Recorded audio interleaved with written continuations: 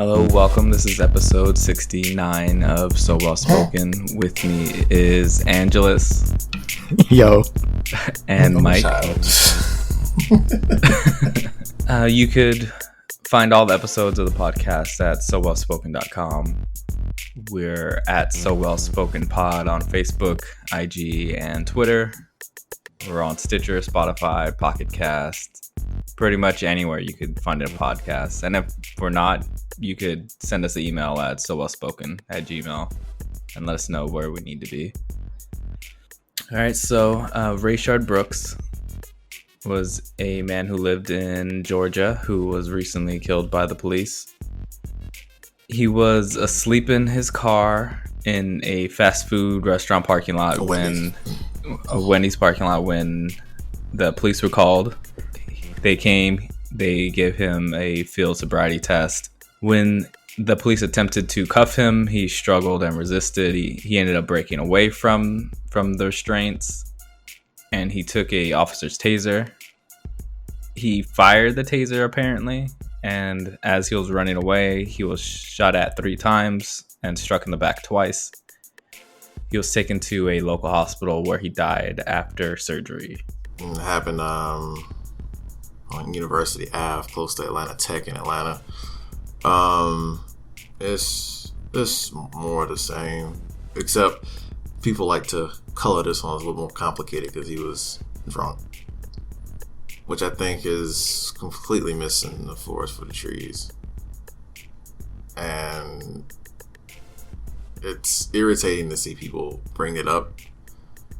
If you watch either of the videos, guy clearly understands that he's inebriated, drunk, tired. He's at least aware enough of that. He asked the officers plenty of times, "Hey, can I get a ride? And what's this street? Houses down the street, etc., etc." And it's just another case of the police escalating. I've read so many stories post this incident where people say, "Well, I was drunk one time and the police let me sleep it off," or "They followed me home," etc., etc. And the fact that this guy was not afforded anything outside of just being arrested to the point where he ended up being shot just speaks volumes to the issue that we're currently having with the police department. And the fact that they basically keep reinforcing the same shit we keep talking about every time this happens is just it's frustrating and justifiably people are mad. I think the weirdest thing was seeing that Wendy's get burned down.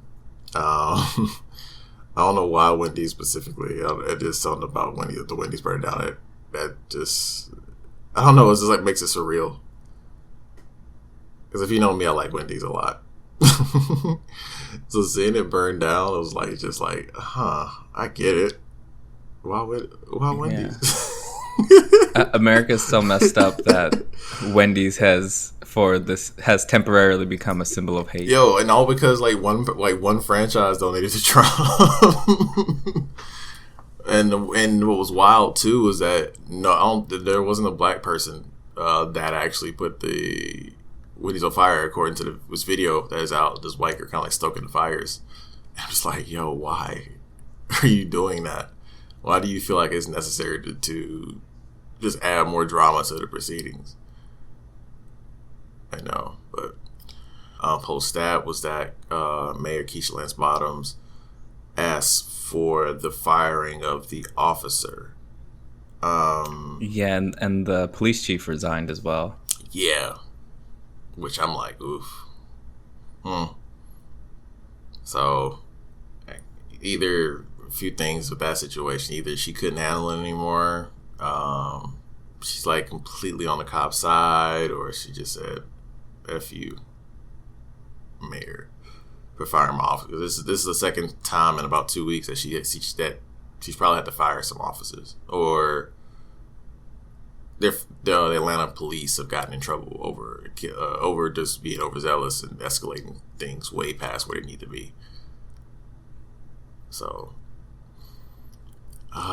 and what was also funny is that I remember succinctly everybody on the timeline and in other places like, oh my God, the protests are quieting down. The protests are quieting down. And then boom. I just hope that we're not per se ignoring the DUI part of it. That was wrong. And I don't think anybody think it's not wrong, but don't ignore the fact that this could have been handled in a multitude of ways. People brought up every single way that could have been handled outside of him getting killed. They had his car. They had his keys. It's so easy to write a citation and get points on his license to have consequences for his actions. It didn't need to get to that point. But yet and still, this is where we're at. And it's exhausting. Yeah. I mean, even if you bring up the DUI situation into it, it's still the way DUIs are applied in America is very uneven, and they are geared towards, in my opinion, and I'm pretty sure this is a statistical thing you can look up.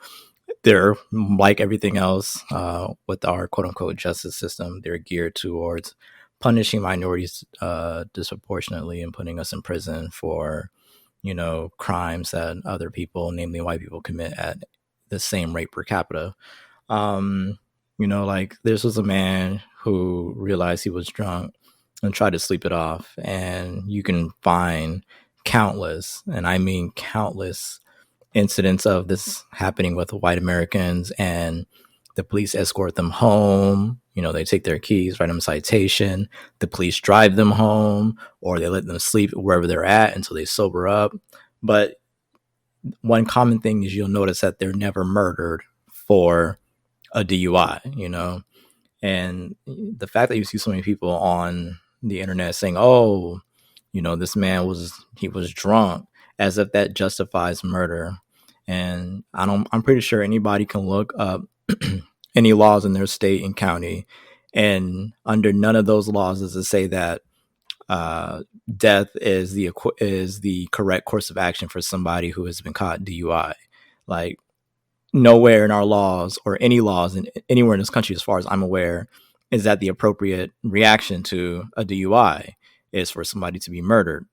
And the fact that people are like, oh, well, he was drunk, as if that justifies him being shot in the back twice is crazy. You can't even say that the police were at their life was quote unquote in danger. The man was running away. And so that is why people are so upset and angry about it. It's like nobody's ignoring the fact that this man was drunk. But I mean, again, he was asleep inside a Wendy's drive-thru.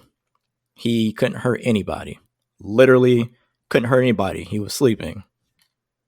The worst that would have happened is he would have woke up sober at like fucking 3 o'clock, 5 o'clock in the morning and drove home. That is the worst that would have happened. And all the police had to do was go up to this man and say, I mean, they did actually, they went up to him. They had his keys.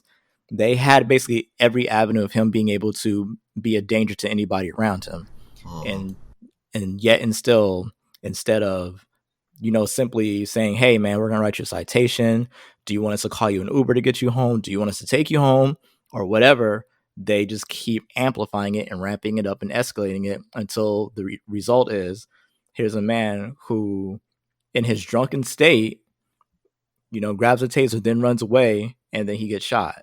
And it's like, how can anybody look at the sequence of events and think that the police are justified in their actions? Like, at no point does anybody sit there and say, hey, the police didn't need to do any of what they just did. Their immediate reaction is, oh, this person fired the taser off, therefore he deserves to die. And it's just the wildest connection to make I've ever heard. But time and time again, the smallest infractions by Black people seem to me to be justified violence against them time and time again. Like, it doesn't matter what we do. Like, we can move our hands slowly down and you're going to see so many people come out with excuses. Oh, this person moved his hands in a weird way, therefore he deserves to die. And it's like, it's mind-boggling to me that nobody can look at the argument that they're laying out and think that, holy shit, maybe that's pretty crazy for me to be saying some shit like that. His wife, Tamika Miller, said it was a murder. That was not justified. He was shot running away. He wasn't dangerous. He wasn't coming at them in any kind of way where they felt a threat. They shouldn't have felt threatened. I want them to go to jail. I want them to deal with the same things as if it was my husband who killed somebody else. If it was my husband who shot them, he would be in jail. He would be doing a life sentence.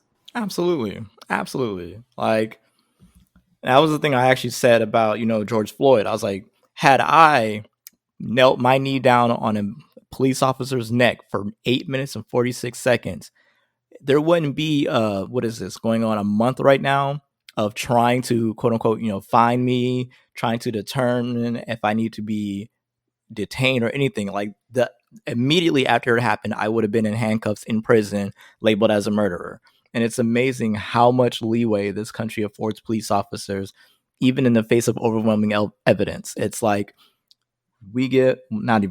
America gives them such a huge benefit of doubt simply because they're police officers. Their word is taken as law.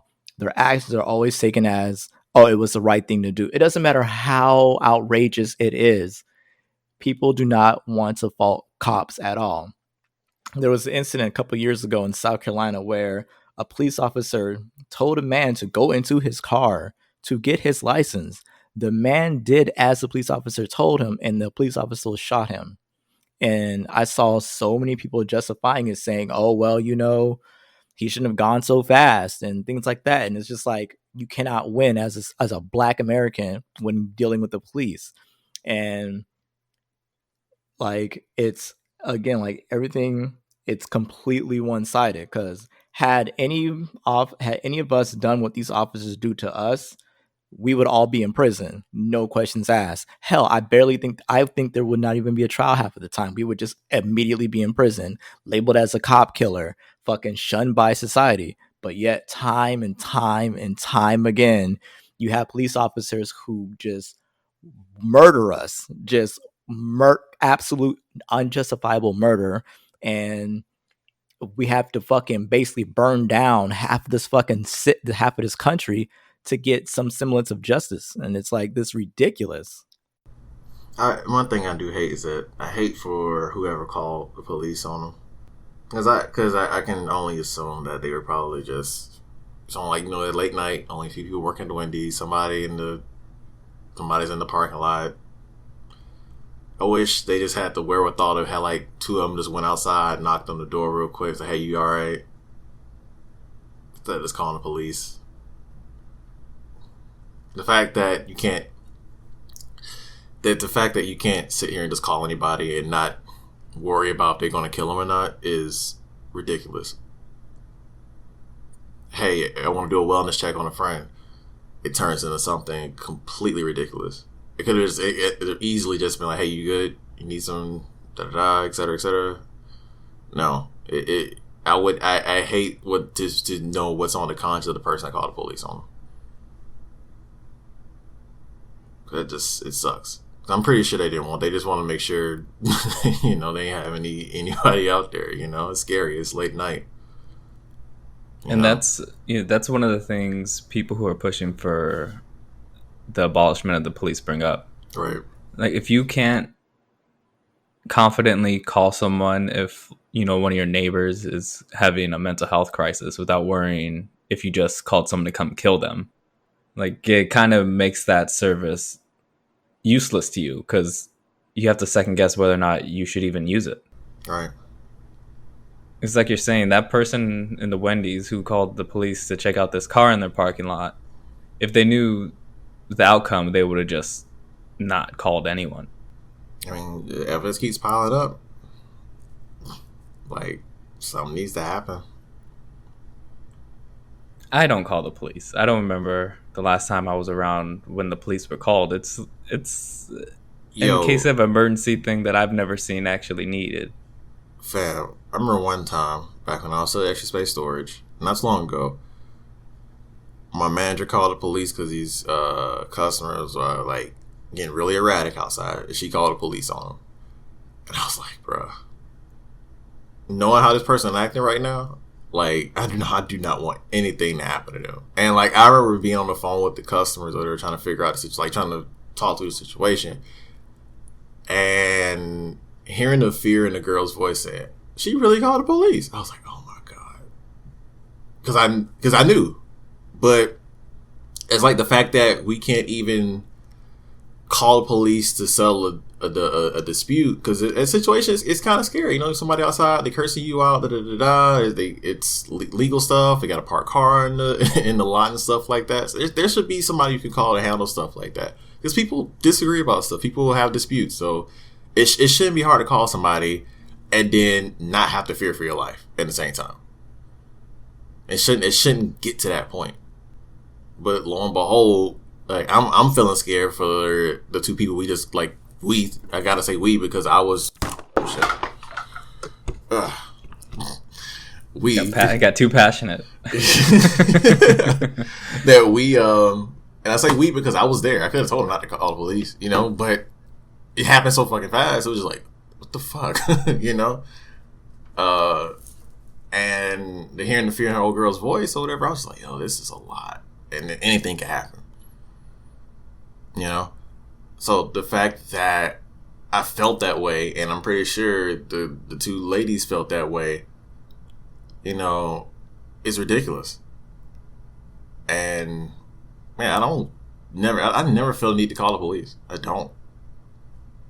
Only time I see the police called in my neighborhood is if something happened at somebody else's house, or for some reason I don't turn off the alarm or something like that. That's about it.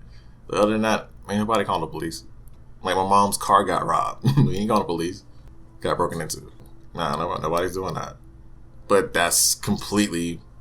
This is completely why, because we don't want to deal with that. If we feel like we can deal with it on our own, we're not calling the police. And that's kind of sad, because the whole point of the police is to protect and serve. They do not do that. And it's been constantly shown that they do not want to do that. So, fuck it. Abolish, define, whatever you got to do it.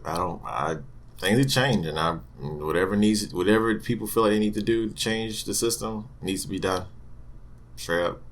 All right, so Aluva Tuin Salau, 19-year-old Black Lives Matter protester from Tallahassee, Florida, went missing on June 6th and was found dead alongside another woman, 75-year-old Victoria Sims. These two women met at a recent protest, and Tuin, Toyin, I'm not exactly sure how it's pronounced, tweeted that she was the victim of an assault in a series of tweets before going missing. The 19-year-old was a mainstay at Tallahassee protests following the death of Tony McDade, who is a Black trans man who was killed by Florida police. Yeah, that one.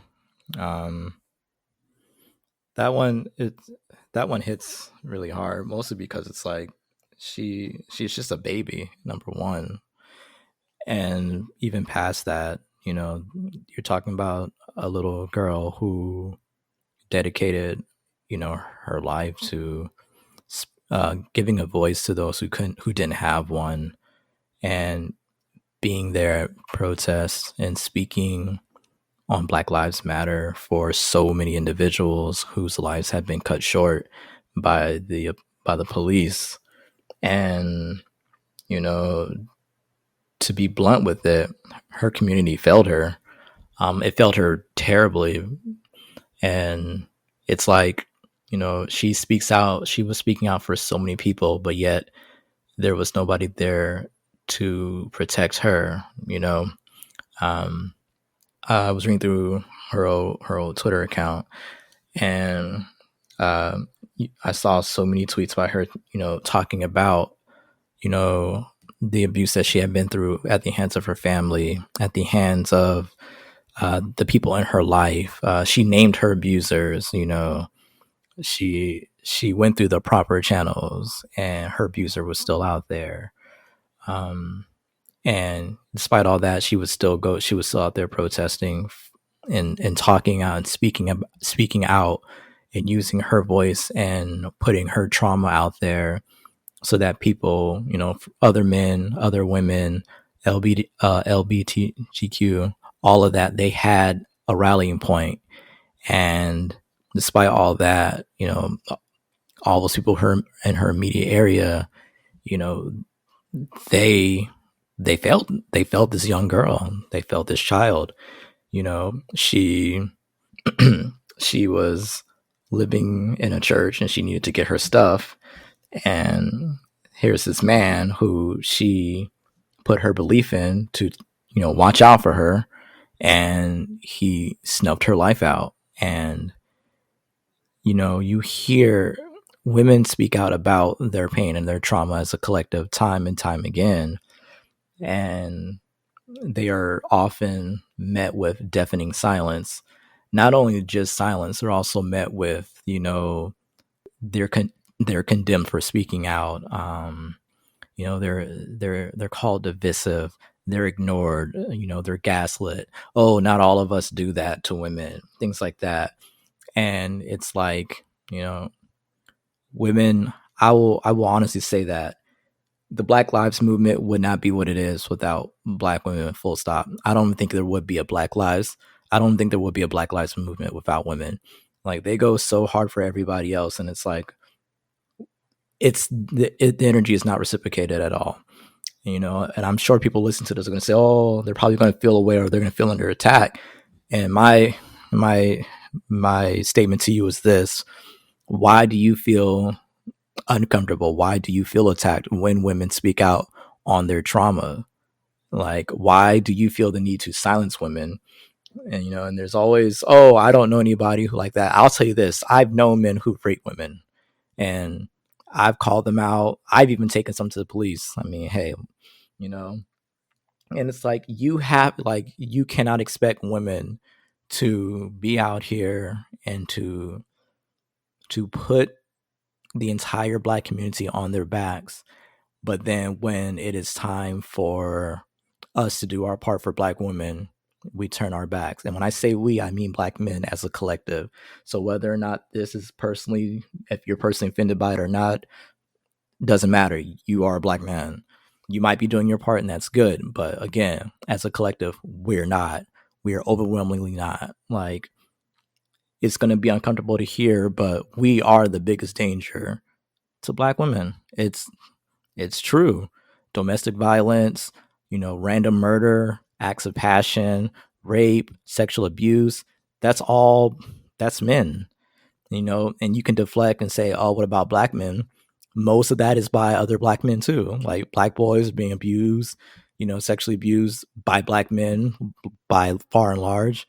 And it's just like, we have to look inside the community and hold people accountable for their actions, you know? You see it time and time again. People joke about that creepy uncle, and it's like, that you might say that jokingly, but that's a real thing for a lot of Black women. Like, it's small statements that we make cut them down in so many ways. You know, you might hear, "Oh, put on clothes because men are coming over," or your uncle's coming over, or whoever that one person is. And it's like, if you know this person's a creep, why are you putting the onus on a child to placate that creep? But like, that's just an example. Like, there are so many small instances like that women speak on daily, that we as a collective ignore or downplay, or we gaslight women to tell them that, you know, it's who they're picking. You know, you see that one a lot. Maybe you should pick better. And it's like, it's hard for a woman to quote unquote pick better when when so many people are putting on a fake mask to appear as something that they're not. And so, like, we have to do the work and do better by them. And one thing I really do hate seeing is, I see so many people go, oh, teach us, educate us. Like, that's not Black women's responsibility any more than it's our responsibility to educate races, like, at all. Like, no, like, you have to do the work yourself. Like, y'all have Google, you have Bing, you have YouTube, you have all this shit in front of you. Like, if you can go out there and look up how much a pair of new fucking J's costs, a limited edition pair of J's, and you can do the fucking legwork to look up Black women who have been speaking on this for decades, to listen to Black women on your timeline, for fuck's sakes, like on your Twitter, on your Facebook, on your IG. just sit back and just listen to what these women are saying to you. Like, stop taking it so personally because she's saying black men this or black men that. Like, if you're taking it that personally, then in my opinion, I honestly believe this, then at some point you are admitting to yourself that you share qualities with the kind of men she's talking about. So instead of getting upset at black women when they say these things, reflect inward and work on yourself. Like, if you see that, holy shit, like, I'm going to bat for actual rapists and shit, then you might want to do some self-reflection as to why you're going to bat for people that you are saying it's not like you. But that this poor girl, and honestly, no black women really needed to die. And like, it's heartbreaking to see, you know, like she's 19.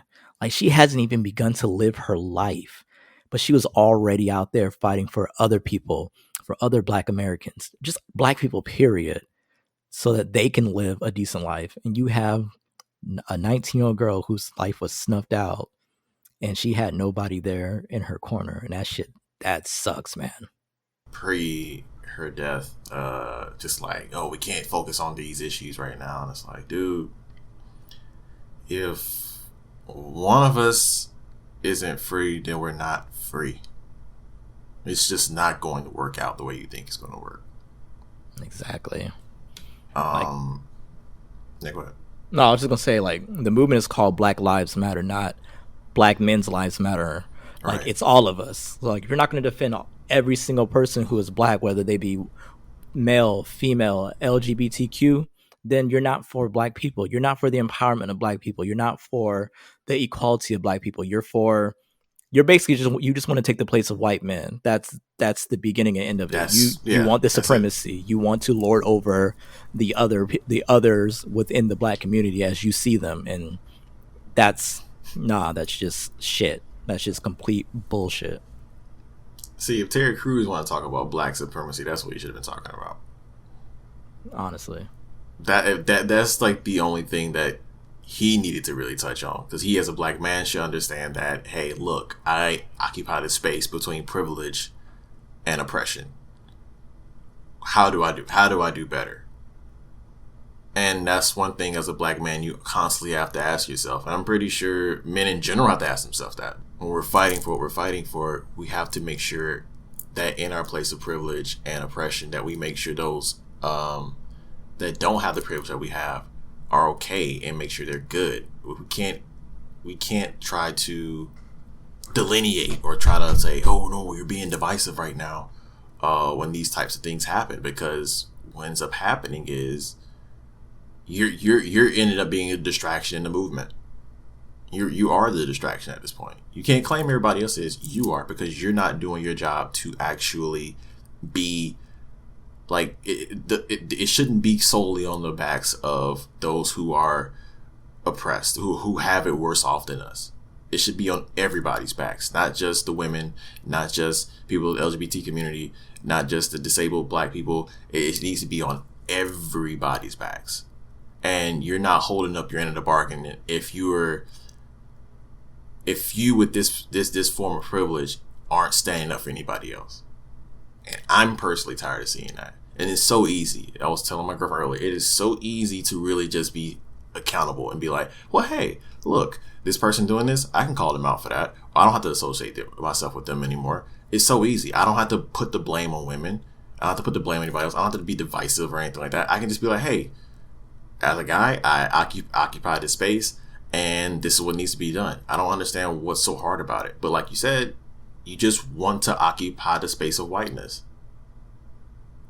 That's something I don't want, but clearly a lot of men do. Black men, they want to occupy that space of whiteness, and it's frustrating because, like, how can you say you want you say you want unity, say you want X, Y, or Z, but this is what you're doing. You're completely ignoring our sisters and others who need our help. You sound selfish. Yeah, man. This story just kind of it adds to that. It just added to that point I was seeing. I was seeing so many people say like, oh, well, you know, we're being divided. Like, the fuck out of here. Yeah. The fuck out of here. Like Angela Davis said, there is some black people I do not want unity with, and those men are it. Period. And if women start feeling a type of way about black men, I don't blame them. They're getting it from all sides, so I don't really blame them for feeling the way they feel. Yeah. Well, earlier today, the Supreme Court declared that the Civil Rights Act of 1964 protects LGBTQ employees from workplace discrimination. In a major victory for the community, the justices said that the law's ban on job discrimination on the basis of sex can be read to forbid bias against employees because of their sexual orientation or gender identity. So congrats to the LGBTQIA community. Yeah, that was like a 6-3 vote, right? Yes. Yes. Gorsuch was a part of the majority. That included John Roberts Jr. and the liberal justices. So, what does that do with that bill that Trump, I guess, introduced a while back? That like just a few days ago was like seeing that you can discriminate against LGBT. This is like a LeBron chase down block on that. Okay, that's what I figured. That's what I was hoping. Okay, cool. Yeah, this is going to have ripple effects for years and years and years. A lot of pending cases, although a lot of those cases where people weren't willing to give services to people part of the LGBT community. That's good. That's one good thing that came out of all this mess we got going on right now. Yeah. Who would have thought that, protecting the least protected people in 1964 would pay dividends and protect lesser cared about people in 2020. It's almost as if you protect the least cared about group, it works for everybody. Like, it's a crazy and novel idea, but apparently it works. Who would have thought? Who would have thought? Not me. Look at us. Yeah, that was the weirdest thing is now what precedent does it set for the Supreme Court? That's kind of like the story going forward. Like what can we expect from them going forward? That gets a little tricky because it's believed that the conservative justices would lean on the favor of religious rights in situations like this, regardless of today's vote. Yeah, just trying to see what precedent this is setting for like the future, because the Supreme Court is like one of those like underlooked pieces of our government that we often ignore over the Congress and the executive branch, simply because those who are in our face 24/7, they're the ones making the news cycle outside of when Brett was nominated and stuff like that. So it's one of those things that government is one of the things you got to pay attention to every single little piece, because every little bit of piece explains what's going on right now. So this piece of legislation or court ruling is really important because it, like I said, it sets a precedent for what this specific one, because we were all kind of like doomsaying as soon as Brett Kavanaugh got in that, oh shit, everything about to get written back. And I mean, that's not to say the case that it's not going to happen now, but everybody was kind of like, oh shit, we ain't gonna get nothing done because we got this nothing here. So the fact that this got even done was just extraordinary. So I'm hoping that cooler heads will continue to prevail. And hopefully we get a Democrat in office the next election, so we can get hopefully another leftist liberal judge in the seat once that seat gets occupied. But the big immediate benefit is that there's only 21 states that have LGBTQ employee discrimination laws. Yeah. So many states in the South and the Midwest now immediately have to reach this federal standard that you can't fire someone for being gay or deny them service because of their orientation. Only took until 2020. It's crazy how slow progress moves when you're trying to shift to the left versus the right. Yeah. Conservatism is too strong, man. All right, let's talk about NASCAR. Vroom vroom. For more than 70 years, the Confederate flag was a common and complicated sight at NASCAR races. Through the Civil Rights era, right on through the season opener at Daytona in February, the flag dotted infield campsites and was waved in grandstands by fans young and old. As the nation and at last NASCAR come to grip with race relations in the wake of the death of George Floyd, it was time. The flag is no longer welcome in stock car series. The issue was pushed to the forefront by Bubba Wallace, NASCAR's lone black driver and an Alabama native, who called for the banishment of the Confederate flag and said there's no place for it in the sport. I didn't see this coming. I knew that they had I knew they've had some recent controversies with how the sport's perceived because of the Confederate flag and recent white supremacist terrorist attacks where they embrace the Confederate flag. That's complicated a lot of feelings there. I mean, if you want your sport to survive more than just the same audience in 2020, you're going to have to adapt at some point. So, I mean, good on them. I mean, people are pissed. Of course they are. But, hey, that's cool. What was funny that came out of the story was the guy quitting because they banned the Confederate flag. And he literally is like the trashiest NASCAR racer I've ever seen stats on. No wins, no pole position, no nothing. He's a truck series driver by the name of Ray Cicerelli. Yeah, he said, I could care less about the Confederate flag, but there are people that do, and it doesn't make them a racist. I have a really strong argument otherwise, but okay. I mean, I don't know. It's always funny to see people, cling to that flag. It's like, bro, the Confederacy lasts like 4.5 years. Like, like you're clinging to. I know why you're clinging to it. Racism.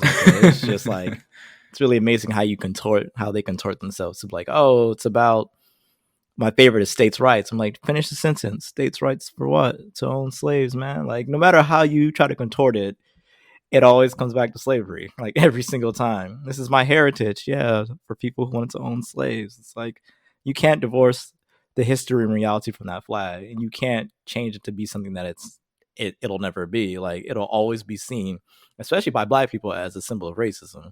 Yeah, and it's just like it's a big ass "don't come here" sign. Yeah, like you little like y'all, your people, your forefathers, literally rebelled and turned treasonous against this shitty country because they wanted to keep their slavery and expand it. Out of all the states wrote reasons for secession from the Union, and the first paragraph for almost all of them, it was on the basis of maintaining slavery and expanding it. Slavery is written into the Confederate Constitution as the reason why it was being established. It's like, guys, it's slavery. Like, just own it. Like, just own it. Just own that you think you're better than Black people with your missing front teeth and all the fucking physical ailments that you have, but you still swear that you're superior.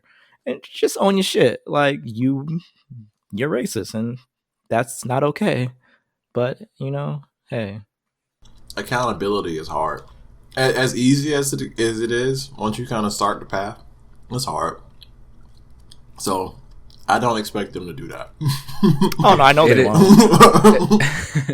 To maintain integrity is very difficult, especially in capitalism. The helmet artists for NASCAR, or a helmet artist for NASCAR, I should say, said ignorance wins again. NASCAR, you realize the North had slaves too, not just the South.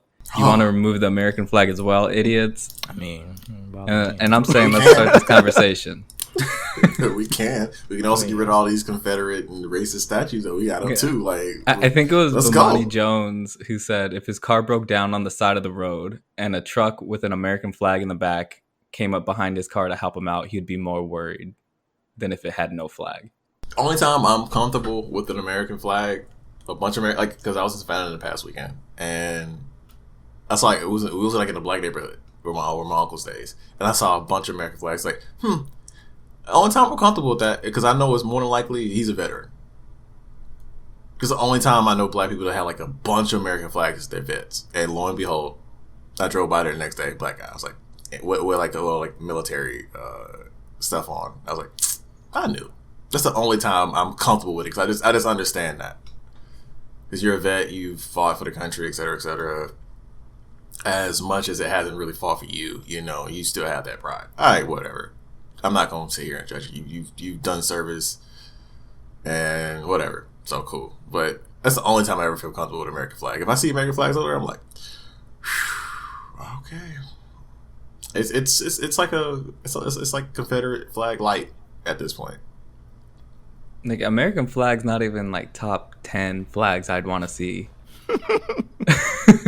Yeah, no, I don't. I really don't. It is so far. Honestly, if I saw a Canadian flag, I'd be like, whew. I would be confused. Be polite. Yeah, I'm like, I know they're going to be polite, like, oh, are you all right, eh? Your car broke down. I'm like, all right, cool. American flag is a 50-50, like, like, are they going to start talking politics about this and like how all lives matter me to death? Like, what's going to happen? Like, matter of fact, I'm good. I'm going to push my car. We are good. We are good. But no, like, I always say when people say we should just get rid of all flags, like, as if I have like some kind of like emotional tie to America. Like, bro, I was brought here. My people were brought here against their will. Like, like, I literally wouldn't care. Like, I remember somebody had said, you know, should we take down our forefathers' statues? And I was like, correction. Yeah. Your forefathers' statues. They weren't mine. They owned my forefathers. I have no emotional, fucking spiritual, you know how y'all are with that shit, or, you know, patriotic fucking tie to any of them. Like, none of them. You can get rid of every single one of them, and I would not be like, oh no, not George Washington. No, he was the first. No, I wouldn't give a fuck. Because, like, during that time, my people weren't free. They were treated as property. So why in the fuck would I care about their statues being toppled? Like, it wouldn't bother me. Like, you're asking the wrong person. Like, if you're trying to like elicit, you know, feelings of patriotism, you are asking the wrong person. I have zero. Like, I don't fly the American flag. I don't stand up for the Pledge of Allegiance. I don't recite the Pledge of Allegiance. I don't know the words of the national fucking anthem. I don't give a fuck about this country outside the fact that I'm a citizen by force, basically. Like, I just happen to be fucking born here. Like, that does not mean that I'm gonna fucking swear loyalty to this country. For what? What is born in Germany? No, wait, did I say born here? Yeah. No, that's not true. By here, I don't mean like in America, but like I got an American citizen. But it's like I have no reason to swear loyalty to this country that has done nothing for me. Like, they're always like, oh, we protect your freedoms. What have you been protecting me from, bro? You've been bombing innocent brown people. They've done nothing to me. Like, honestly, like, they've done jack shit to me as a human being. Like, they've never wronged me or anything. Like, ain't no VA Kong ever called me nigga. Basically, like, I've never been called that. I've never been offended. Like, no. It's like, and besides, America started all this shit anyway. Like, y'all fucking went over there for oil, and we've been fucking them up ever since. Like, it's really hard for me to be empathetic to Imperial America. It really is, if not impossible. And so it's like, if you're going to elicit patriotism out of me, you got to go with another angle. And I don't know what that is, because honestly, in the year 2020, I'm still highly upset about my family fighting in World War II and not getting shit for it. Like, I'll probably never let go of that as long as I'm taking breath. So it's like, fuck this country, really. Their flag don't even slap. It don't. It's not even a top 10 design, really. Not even top 25. Like, shit's trash. It's busy. It's whoever designed that is a trash we designer. Saw the old Georgia flag while we was headed down to Savannah, and I was like, yo, that shit is ugly compared to what we got now.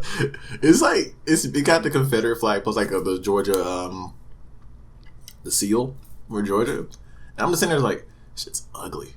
Like, the one we got now is basic as fuck, but it's like, come on. Man, We did a lot better. Southern states flags are all ugly. All of them are ugly. They're all Especially the like, ones that have the little Confederate little stars and bars shit somewhere in it. I'm just like, all right, bro. It's all like Confederate, like a Confederate light. Yeah, it's just like, all right, man. Y'all know y'all shit only lasted for 4 years. Like, let that shit go, you losers. Like, that's all of y'all are, a bunch of fucking losers. You can't even win a fucking war. Get out of here. The president of NASCAR said the presence of the flag runs contrary to our commitment to providing a welcoming and inclusive environment for all fans, our competitors, and our industry. But also this week, NASCAR debuted a Blue Lives Matter Chevy Camaro at the Miami Speedway. Driver Kyle Weatherman and his racing team said it was a show of solidarity with law enforcement. They said this is a thank you for their service, sacrifice, and dedication. Rolling my eyes. It can't get too off brand. Yeah. It's all right. We'll let this one go. Kyle Weatherman, 22-year-old driver, finished 33rd on Saturday out of a possible 37. Fucking loser. The Camaro just wasn't fast enough. Fucking loser.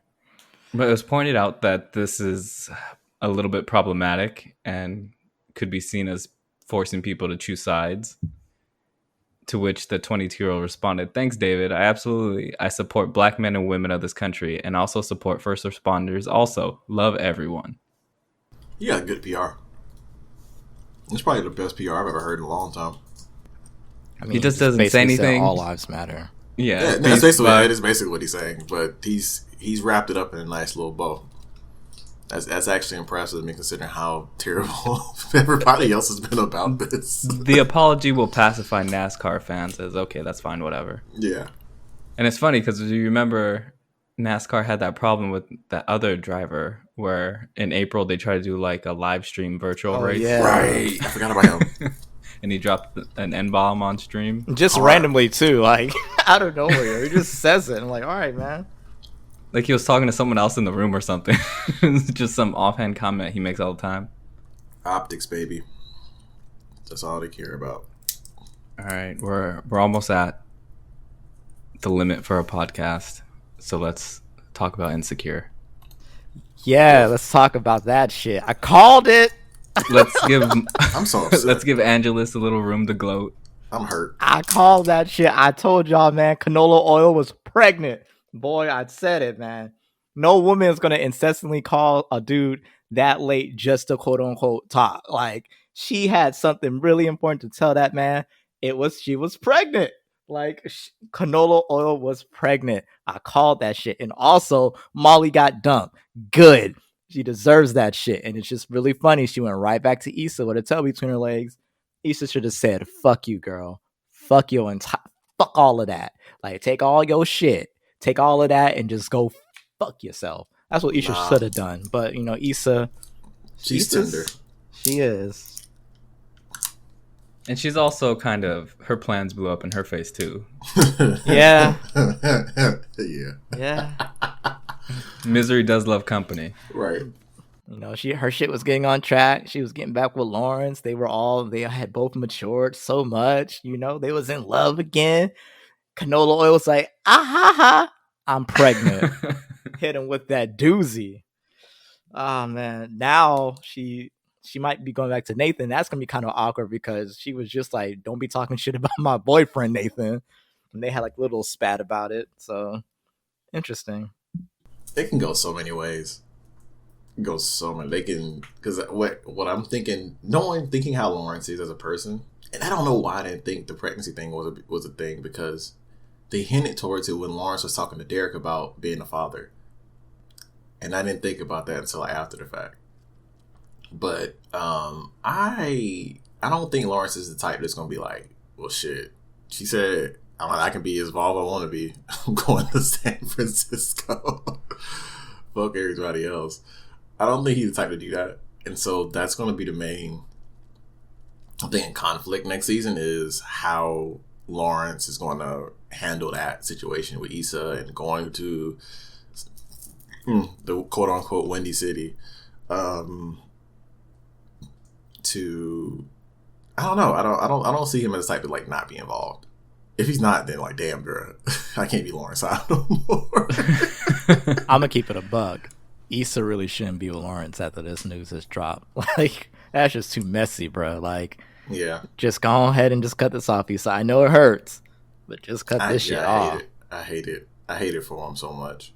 I hate it for both of them because they were really about to really just go all in, and Yeah. Condola just fucked all that up. Boy, canola oil came out of nowhere and was like, you thought.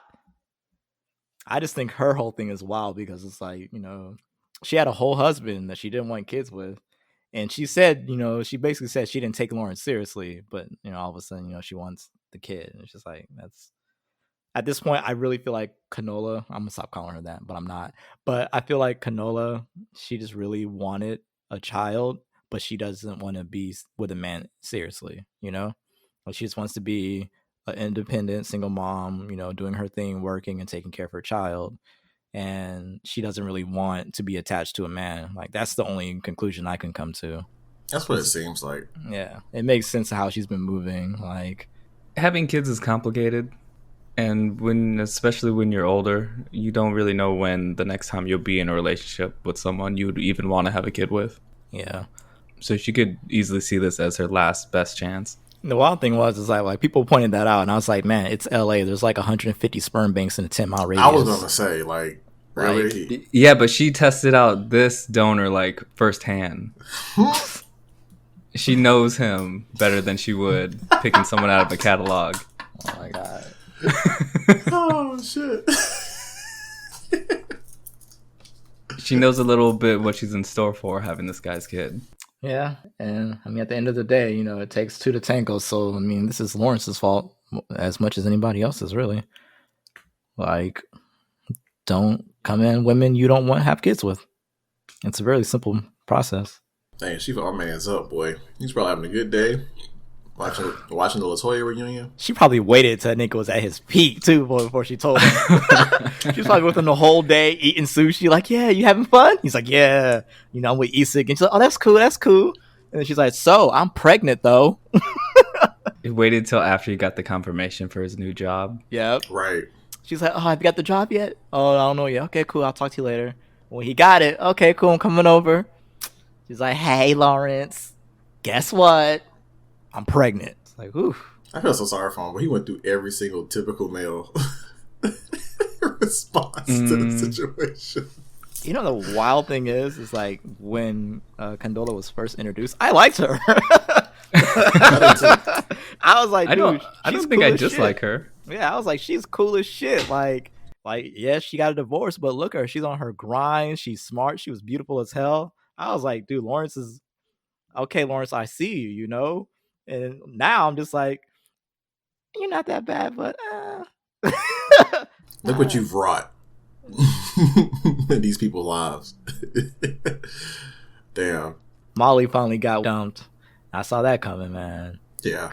Because she does not compromise for shit. Like, I like the way they framed how Andrew like reached his breaking point was that TV show, and how Molly just did not want him to do anything with it without her. So it's like he's like, I'm gonna watch, you know, Finding LaToya, and she's like, oh, I'm tired. He's like, okay, cool, I'll watch it without you, but I won't spoil it for you. No, you can't do that either. That man got fed up. He was like, all right, bro, all right.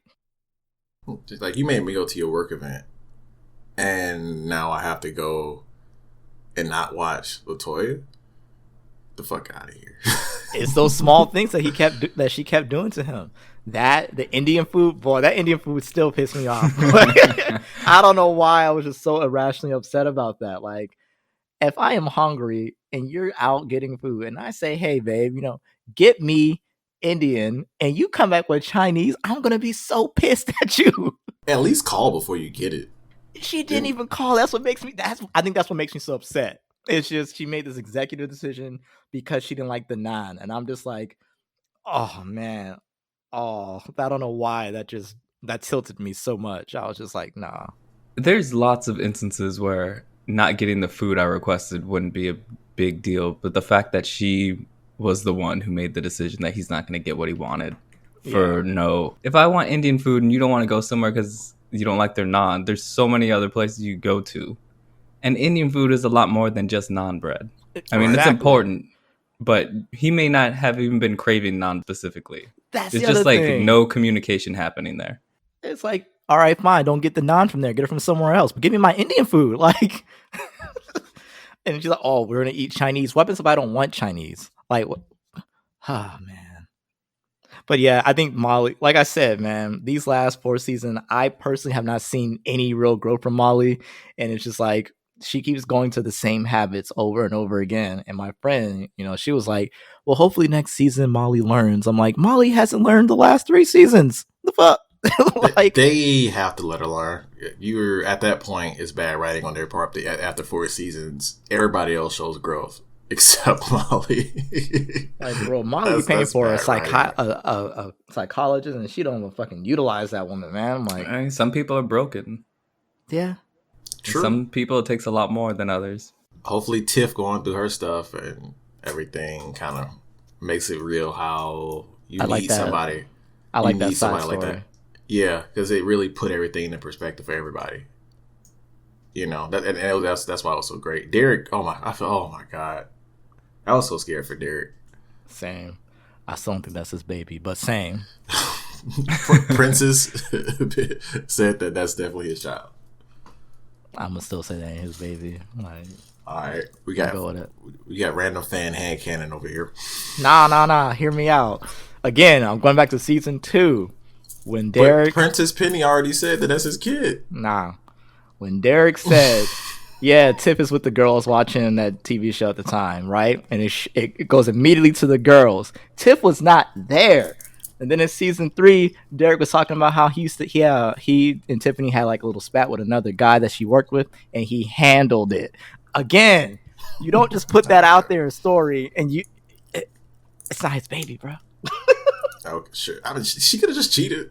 I think she's been cheating. I feel obligated to listen to Angelus because he's been so accurate so far. Oh, the damn writer said that's his kid. I'm gonna go with that but right have now, you seen Angelus' success rate? Do you know how many people predicted the pregnancy? Yeah, I don't talk to them though. I'm gonna eat my cherished Starburst piece. I'm just saying, man. Like, you can't write that kind of stuff and then just not just let it die. You can. Nah, not in my world. It's all tied together. You know how many drop plot points it shows you have? It's all right. This one's important. But yeah, like it was really cool to see, them touch on Tiffany's postpartum depression, because I would have been really annoyed if they did nothing with that. Like, I'd have been slightly annoyed because it's like she was clearly going through it, like through it. She was drinking heavy. She gave no fucks. I was like, damn, I feel bad for this girl. That perfect image that she likes to come up with just completely just shattered. This entire season, I feel, has been a pretty noticeable step up from last season. Oh yeah, agreed. I think it's probably the best season they've done. I agree, which is really impressive to do it season 4. I agree. I think season 3 just set up this season. It was a good palate cleanser. You reset all the pieces after the first 2 messes of a season. Not that they're bad, but just like all the stuff that happened. You kind of have a low key season, and then you bring it back with something that's a little bit more hard hitting. It hits a little bit harder because you set up all the pieces already. You know what sucks is that Issa had stated that she wanted the show to be an hour long, but HBO said no because they considered it a comedy. Like, bro, I haven't been laughing that much, bro. I've been emotionally wrecked. I've been emotional wrecked a lot more than I've laughed. Like, my laughs are few and far between. Like, only time I really laugh is when Kelly says something. Other than that, I'm like, damn, bro, my heart hurt right now. Like, what the fuck? Off to season 5. Yeah, maybe we'll see the return of Daniel. I gave a hope for that. I've been forgot about that, man. I was like, oh yeah, he made beats. Oh shit.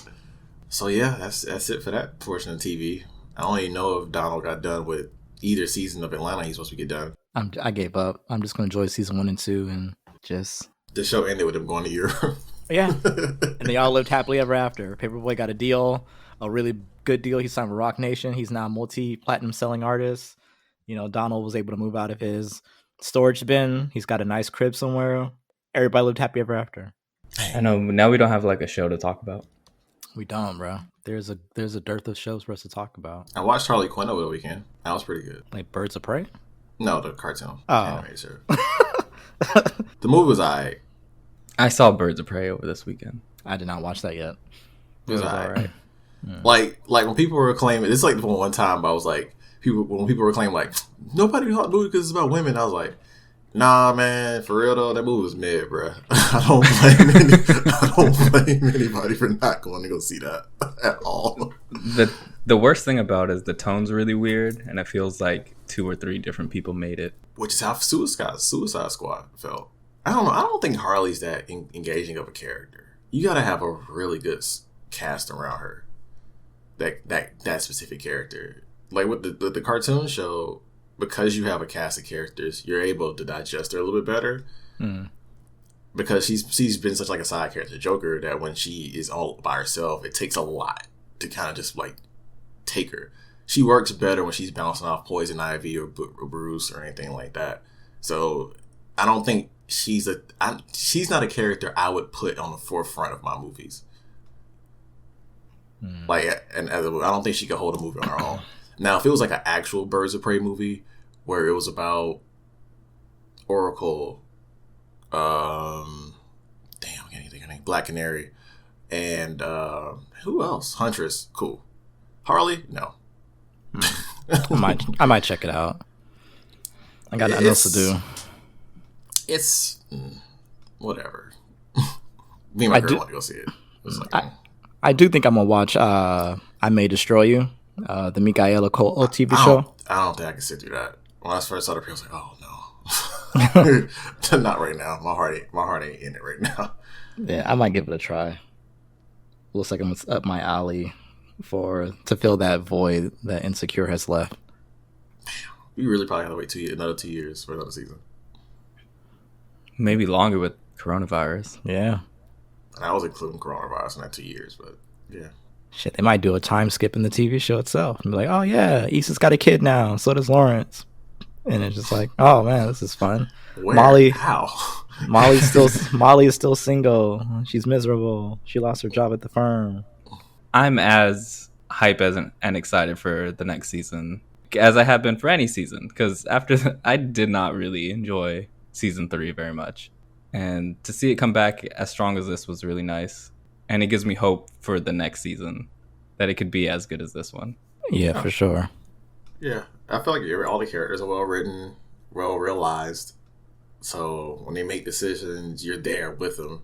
It's really, the dialogue is snappy. It works. It's realistic. So there's very little. There's probably very little you can do to actually make it a bad show. Yeah. So hopefully just keep it up and keep it leveled, which they are. But you never know with TV. Sometimes you go into one season and then the next season is something completely different. And you like sitting there like, why is this the case? Yeah. Like going from like season 1 Boondocks, season 2 Boondocks was actually like a really, like, I rewatching it because that's a transition. Because it got a lot more sillier. You know what I mean? A lot more less soapboxy, and kind of like how Aaron McGrew did his comic strips, and then a lot more basically like your adult TV cartoon show, like Family Guy, Simpsons, etc., etc. Yeah, like the actors and the writers like find a groove. Yeah, so tones can always change. I hate when it happens, but it can. But I don't really see Issa and Princess and those guys doing that. Yeah, like I'll continue to say my favorite thing about Insecure is how grounded all the characters are. Not only that, and it's also the fact that unlike a lot of shows that portray, people in their early 20s who are all like wildly successful, these are characters in their 30s and they're still in various stages of their life of getting their shit together. I think that's really important to show because, again, there's so many shows that show people in their 20s and 30s who are wildly successful, making hundreds of thousands of dollars no matter what it is that they do. And it's like, it's not realistic. It's not realistic at all. Here you have a show, Issa is like 30, probably going on 31. She's starting to find her groove slowly. Lawrence is like 33, 34. He literally just got his shit together. And like that's yeah. I mean, it's still together. It's just there's a crack forming in the foundation now. But it's like, you got like, you have these people in various stages of their life who some have it together in one area but are failing in other areas. But at the very end of it, not a single one of them is like perfect. Right. Like they're not TV show perfect. Like they've got some pretty big flaws, and some of them are like in your face. Some of them are like something you have to watch and actually notice how they interact with other people. Like they're not the center of attention in every scene, and like they routinely fuck up, and like that's what I love about the show. Like it's something that you can actually truly relate to, and that's especially something that's really big for Black viewers. We don't have a lot of shows where like there's characters that you can just sit there and like, oh yeah, I'm going through that, or yeah, like that shit's happening to me. Like we don't really get that a lot, and so it's really great to see so many well realized characters on this show. You know what I mean? All right, so who's buying the PS5? I am. Day one. Yeah, that's weird because at first I was really hesitant to get it day one, but once before this got announced, before we actually started console, when they actually announced backwards compatibility of PS4 games, I was like, okay, I'm sold. I can literally get rid of my PS4 if I want to. So my PS4 is like huffing and puffing. Yeah, mine is too. I play Mortal Kombat. Shit's loud as fuck. Or Call of Duty. It's just I can't stand that shit. Hopefully they fix that shit because that shit is annoying. Yeah. I'll definitely get one day one. I'll probably have to get the disc version, unfortunately. That should look ugly as fuck. But I really don't like that little disc slot. Like it looked like it was a last minute addition. I'm just like, ugh. But I'm definitely gonna get one because number one, my entire catalog is PlayStation. Like I've got a bunch of PS4 games. I want to continue playing those from time to time. Kind of locked in. Same with my digital purchases. I'm pretty much locked into the ecosystem. And, all of my friends are on PlayStation and they've all were like, yeah, I'm getting a PS5. And it's like, yeah, that makes sense. That, and it's like, with the Xbox, I can literally get all those games on my PC. Oh, PC. I said the same like, thing. I said the same I keep thing. my PC updated. Like, I keep my PC updated hardware-wise. So it's like, why would I get an Xbox One when I can just get a PC? And I have Game Pass, so it's like, I can just get those games on my PC. I had no idea how much power I had with the PC. I had no idea. I just thought I had Steam, GOG, whatever, right? And then I realized, oh, this is basically an Xbox. I see no reason for me to get an Xbox. Microsoft kind of both shot itself in the foot and its jeans at the same time with that shit. So... Like, there is no incentive. It's like, oh, you can get Halo Infinite. And I'm like, I can get that on PC. Oh, you can get Hell's Blade 2. I can get that on PC. Oh, man, we're going to get fucking Gears of War 6. I can get that on PC. Oh, man, Forza. Again, PC. Like, there's no reason for me to get an Xbox. Like, none. I can just get my PS5, play all those cool-ass games, like Spider-Man Miles, like, that nigga got an edge up, bro. That nigga got an edge up. Like, what? Of course I'm getting that. My boy's out there looking crisp, boy. You see that? But like, haircut edition. Yeah, like, Sony showed off so many diverse games. I was just like, it was no brainer for me. I was like, even the most random game that I was like, I kind of wanted to play, like that Kina game. I was like, that shit looks kind of cool. I want to play that. Right, so old school Zelda. Yeah, like Ratchet and Clank, of course I'm playing that. Of course. Like Demon Souls, bitch. Like as soon as they showed that, I was like, yo, I'm sold. That's it. It's a wrap. We done now. Gonna play Goodbye Volcano High? No. I will not be playing that. I showed my girl the trailer for Stray. Uh-huh. And she saw the cat. She's like, you play as the cat? And I was like, I'm thinking so. She's like, we're getting the PS5. I was like, yes. So you guys still day one if it's 700? I don't think it's 700. I'm gonna get that digital edition for 600. Dumb. They would be dumb to sell it for 700. I don't see that happening. They're not doing 700. 600 I can see. I don't think PS3 price I can see. Yeah, but Because I mean, think about it, right? The PS4, like the PS3, they had like a BOM of like damn near $900, and they sold that shit for $600. So I mean, they ain't gonna go no higher than that. That's why they kind of waiting on Xbox to release this price too. Yeah. They were trying to play chicken with prices. Everybody's like, bro, how much does it cost? And everybody's like, it's just on the Xbox. Like, shh, you go first. No, you. Oh man, Microsoft really cannot fuck up that pricing, bro. Because again, as I said, what games they got? Like, you can't have no games and then be like, "Yo, this shit's $600." Games.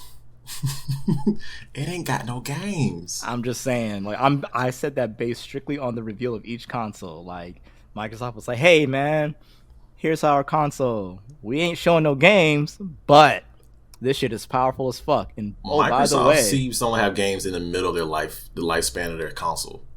that shit's annoying because it's just like they showed off the console, and I'm like, "Oh, it's pretty hype, pretty hype." Talked about the technology. And you're like, "Yo, we made this out of one piece of plastic." Like, ooh, neat. What about your games though? What games y'all got? And it's like, here's like 2 small, quick clips, and I'm like, all those studios they acquired, like Obsidian, which I'm so mad about that still. Obsidian, who did the Devil May Cry? Ninja Theory. Yeah, Ninja Theory. You got Ninja Theory, a bunch of other people, like, and they don't have anything to show for it. That's upsetting. It upsets me and my homegirls. I mean, you know, they showed off Hell's Blade 2, like a 2-second clip. That was cool, I guess. Oh, Resident Evil 8. Damn, I gotta play 7 now. Yeah, see, look at that, man. Like Resident Evil 8, you got Square with their fucking game. They're bringing the fucking PS5 first. Like, dog, it's a no-brainer. They didn't talk about VR with the PS5, did they? No, they did not. I'm assuming it's gonna be there. They've made actual nice little buck off their VR stuff. A part of the Sony reveal was a game called Little Devil Inside. Oh God! And in the trailer, some people pointed out that there's some problematic imagery. Yeah. And the studio said it had received a series of inquiries relating to characters featured in the trailer that fed into archaic and offensive racial stereotypes by depicting enemies with dark skin, dreadlocks, and large lips. According to the developer, the characters in questions were intended to be protectors or guardians of a mystic region in the world. Of course. And were not created in reference to any real African or Afro-American human tribes. Irrespective of its intentions, the studio has acknowledged the mistake and pledged to fix the design by removing the dreadlocks, changing the bold lips, altering the skin tone, and tweaking the dart blower so it looks less like a joint. If those fixes aren't deemed adequate, the team said it may change the design entirely. Oh my God. I'm gonna make a video game where like you get chased from like little colonizers, and you just gotta like just so they see what it's like. It's just like come on, man. Like I looked at that trailer and I was in a group chat with a couple of friends on Discord, and I was just like, y'all see that? I didn't even catch that. I was in our Twitter group chat. I popped up and asked if anyone saw it, and I got ignored. I didn't see that. Like, I didn't see it. So we gonna talk about that, or I thought it was adorable, nah? but when I saw that picture, I was like, oh, how did y'all look, dude? Capcom just went through this with Resident Evil 5. Did y'all not? Did you not? Like, come on, guys! Like, really? Oh, where is the studio located? In Europe, I think. Let me look it up. Yeah. The shitty part about it is that game looks really interesting. It does. Yeah. It's like a claymation Zelda. A lot of the games they showed were like not your run of the mill, like bug snacks. I don't know what the fuck that was.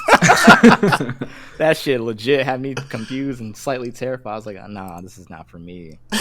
Weenie. Like I was confused. Like, is this like? At first, I thought it was like Animal Crossing for PlayStation, and then they started eating the food, and I was like, all right, I don't know what the fuck is going on. I'm out. I'm surprised we didn't get Knack 3. Mark Sonny over here crying because he didn't get his Knack 3. A knack in time. And that, wow, really. Rayshard looks so sick. Oh my gosh. Oh man. My thing is, I wonder what the next gen is going to do, like to push the envelope. Of course, they're saying like, you know, the SSD is going to be a big game changer, and I hope it is, because real talk, I'm tired of low screens, and it's like 220. But I know technology moves faster than sometimes what hardware can do, especially with consoles. So it ain't like it's the 90s or whatever, where you could just like make a racing game one and then the second one looks like almost completely different, like kind of like with Gran Turismo and stuff like that. It's hard to do that in the same game generation nowadays. You're kind of hitting that ceiling. Well, So I'm wondering, 2K did promise 2-second load times for NBA 2K 221. how long would the load time of 2K? I don't really play it that Shit. Boy, on PS4 you can go make a sandwich, bro. Like, what the fuck? You gotta load all them sweat particles. I feel you. Okay, I get Like, it. god damn. You sure they're gonna be able to handle Zion sweat for 2 seconds? Hey man, all I know is the old 2Ks, boy, you could literally write a speech on racial equality before that shit load up, boy. Okay, I looked it up. The game developer of Little Devil Inside is from South Korea.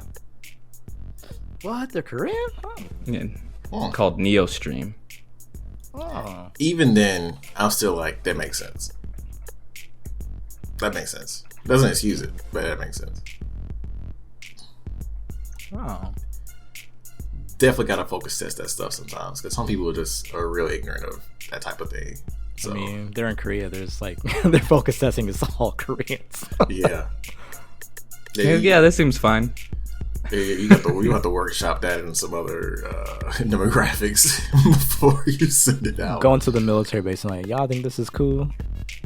And that is some old-timey racism. That's some like jigaboo watermelon type shit that you see like on the old like 1920s ads for Planters Peanuts and shit.